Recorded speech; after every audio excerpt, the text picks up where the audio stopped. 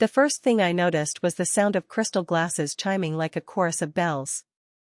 It echoed across the lawn, sharp against the hum of polite laughter and the rustle of silk gowns. Weddings are supposed to make a mother feel proud, but as I sat beneath the white canopy of the Ashford estate, pride was not what settled in my chest.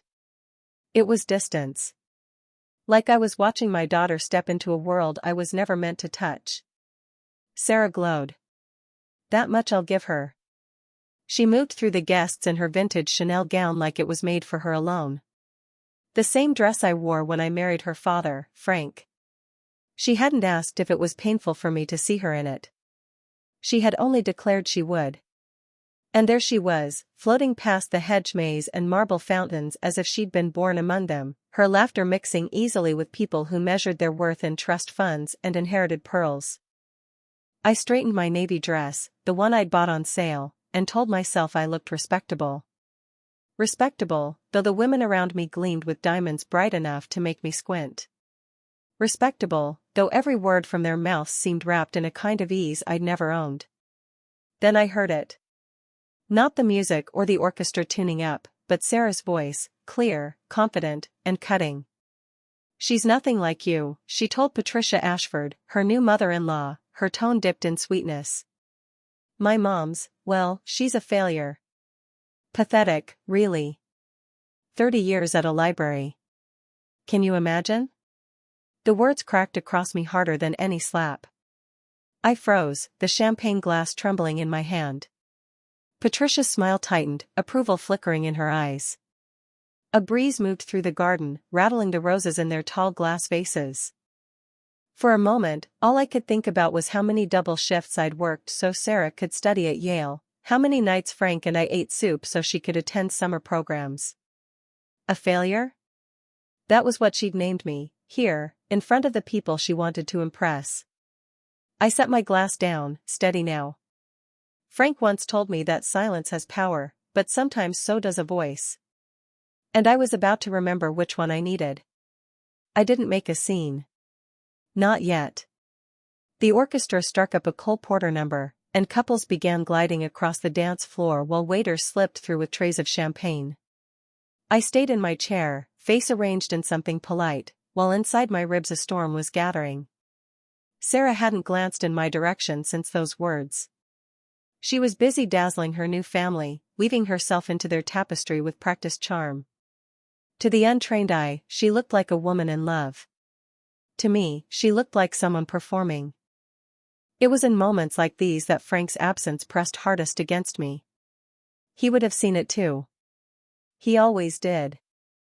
In the last months of his life, he had a way of watching Sarah with a sadness I didn't understand at the time. Now I wondered if he'd known this betrayal was waiting. I reached into my purse and felt the envelope, soft at the edges from being carried too long. Frank had given it to me 3 days before the cancer took him. "If she ever forgets who you are, promise me you'll read this." I had promised, never believing I'd need to. The music swelled, and Sarah spun in Michael's arms where her father should have been. The guests clapped, misty-eyed, while the photo of Frank I'd placed on an empty chair sat unnoticed. She didn't look once toward it. Not once. A stranger at my table leaned over, murmuring about how radiant Sarah was. I nodded, throat too tight to answer. What I wanted to say was that radiance had a price. That sometimes, when a child reached too hard for a world beyond her own, she began to amputate the roots that fed her. I thought of the library, 3 decades of cataloging, ordering, helping children find their first books, guiding elderly patrons who came for company as much as novels. If that was pathetic, then I'd take pathetic over hollow. My hand closed around the envelope. Frank's handwriting ran across it, shaky but firm. A lifeline from the grave.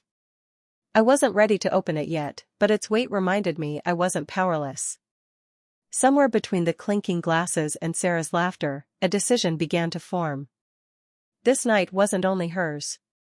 Dinner blurred past in fragments, salmon I barely touched, polite questions I half-answered, laughter that sounded rehearsed.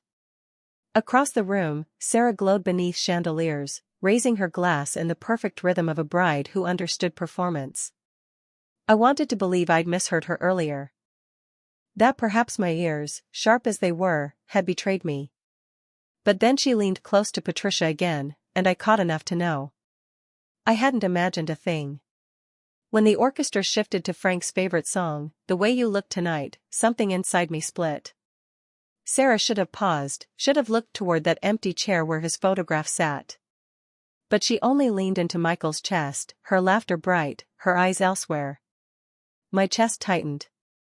Grief has edges, and tonight every edge cut. I slipped away, unseen, through double doors into the estate's library. Rows of leather-bound books lined the walls, heavy with dust, more decoration than memory. In the hush, I finally pulled Frank's letter from my purse. His handwriting staggered across the page, but the words had a clarity that pierced me. "If you are reading this, then Sarah has forgotten the mother who raised her. I fear she is calculating, not caring. Promise me you will not let her decide your life for you." My throat closed. He had seen what I refused to. Further down, she spoke to me about assisted living, about places with asset protection programs. I felt as though she were preparing to erase you, not care for you. I changed the will. "Everything is yours. But remember, you are not a burden. You are the best thing I ever did with my life." The page shook in my hands. Beyond the door, applause erupted as Sarah finished another toast.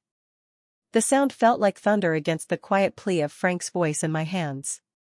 For months I had tried to be unobtrusive, the quiet mother grateful just to be included. Tonight, I realized that role was nothing but an erasure in slow motion. I folded the letter carefully, slid it back into my purse, and whispered into the hush of the library, "All right, Frank. I'll use it." When I stepped back toward the glow of the reception, I was no longer only a guest. I was carrying a weapon. The toasts had begun, each speaker offering polished anecdotes about Sarah's brilliance, her determination, her bright future with Michael. I sat among them like a ghost, smiling where expected, my hand never straying far from the envelope in my purse. Every word from the microphone praised Sarah's rise, and not once did I hear a nod to where she came from, or who had carried her there. Patricia took her turn, her pearls glinting under the chandeliers. From the moment I met Sarah, I knew she was meant for this family. She has grace, ambition, and above all, a sense of responsibility. She looked straight at me on that word, responsibility, as though daring me to misunderstand. The crowd applauded, oblivious to the blade hidden in her phrasing. When Sarah stood, radiant and rehearsed, I held my breath. "I'm grateful for the values instilled in me," she said, pausing just long enough to make it sound heartfelt. "And I'm grateful to Michael's family, who've welcomed me as one of their own." No mention of her father. No mention of me. The room erupted in cheers, glasses raised high. My chest ached with something heavier than grief, the sting of invisibility. "Mrs. Williams," a voice said softly at my shoulder. Michael's cousin, a young man whose name I'd already forgotten, leaned down. "You must be so proud." I forced a smile. "I am." The lie sat bitter on my tongue. He glanced toward Sarah. "She's so practical. Refreshingly down to earth, compared to the girls Michael used to bring home." Practical. The word clanged inside me. That was how Sarah described the brochures she showed Frank before he died.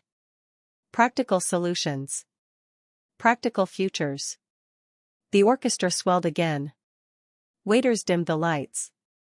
My heart pounded with the rhythm of a choice forming: keep quiet and let myself be erased, or break the script this night was written on. Frank's words burned in my mind.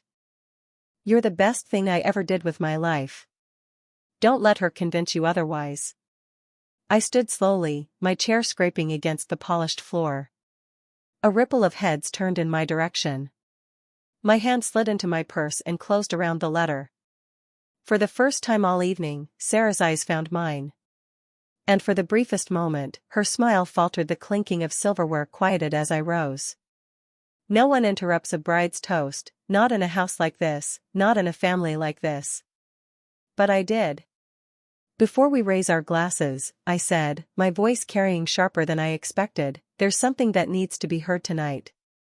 A hush fell over the tables. The chandeliers hummed faintly above us. Sarah's smile froze in place, practiced composure straining at the edges. From my purse, I drew the envelope. Frank's handwriting, uneven but unmistakable, glowed under the golden light. My hands were steady now. This, I said, was written by Sarah's father 3 days before he died. He asked me to read it if the time ever came when our daughter forgot who she was, and who we were. A ripple of unease moved through the room. Patricia's pearls clicked against each other as she shifted. I unfolded the paper and began. If you're reading this, then Sarah has lost sight of the mother who raised her. I've watched her speak of assisted living, of asset transfers, of futures that do not honor you but diminish you. She calls it planning. I call it forgetting. Don't let her convince you that you're a burden. You are the best thing I ever did with my life. Gasps fluttered through the room. A man coughed. Someone's chair scraped against marble. I kept going, each word cutting through the silence like glass breaking. Frank's suspicions of Sarah's impatience, the brochures for facilities, his quiet decision to change the will. She must remember. Love doesn't exile. Love carries. And if she can't see that, the loss is hers, not yours. By the time I folded the letter, the air was heavy enough to drown in. Sarah's face had drained of color. Michael looked at her with something jagged in his eyes, not anger yet, but disbelief. Patricia's mask remained intact, though her knuckles whitened against the stem of her glass. I set the letter on the table in front of me. That was Frank. A man who knew his daughter. A man who knew me. Tonight, his voice joins the celebration, whether it's welcome or not. No one moved. The silence itself became the toast. And for the first time all evening, I felt visible. I left the letter on the table when I sat back down. I didn't need to clutch it anymore. Its power had already filled the room, its truth echoing louder than the orchestra ever could. No one rushed to fill the silence. Not Sarah. Not Patricia. Not even Michael.